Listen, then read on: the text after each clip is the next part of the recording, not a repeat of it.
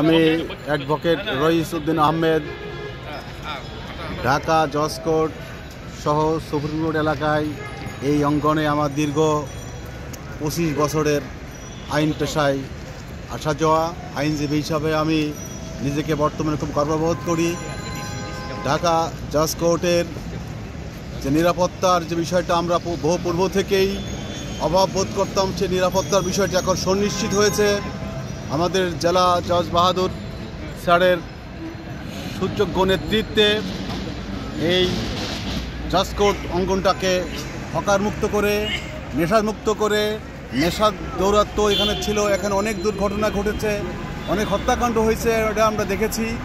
যে নামগুলো আমি এখানে বলতে চাচ্ছি না, এখানে সেগুলো এখন মুক্ত হয়েছে। প্রিজন ভ্যান এসে এখানে দাঁড়ায়, যারা আসামি, যারা কয়েদি, তারা এই ফুলের বাগান, এই পরিবেশ এগুলো দেখে তারা নিজেরা মুক্ত হতে চায়, তারা নিজেরা শুধরাতে চায়, তারা আবার তাদের সুন্দর জীবনে ফিরে যেতে চায়। এটাই তো মানবতা, এটাই তো মানবতার ফেরিওয়ালাদের কাজ, যে আসো, কে আছো।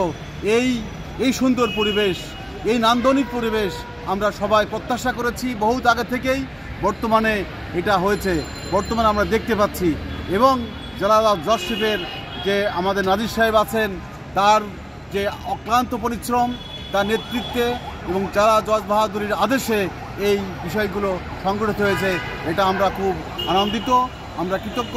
পরবর্তীতে ভবিষ্যতে যারা আসবেন এখানে জজশিপে, তাদের প্রতি আমার একান্ত অনুরোধ থাকবে যেন এই ধারাবাহিকতাটা, এই বিষয়টা আমরা যেন দেখতে পাই। তারা এটাকে আরও উৎসাহিত করেন, আরও উত্তরোত্তর আরও এই সমৃদ্ধটা আনে, এটা আমরা সবার কাছে, সংশ্লিষ্ট কর্তৃপক্ষের কাছে আমরা প্রত্যাশা করি।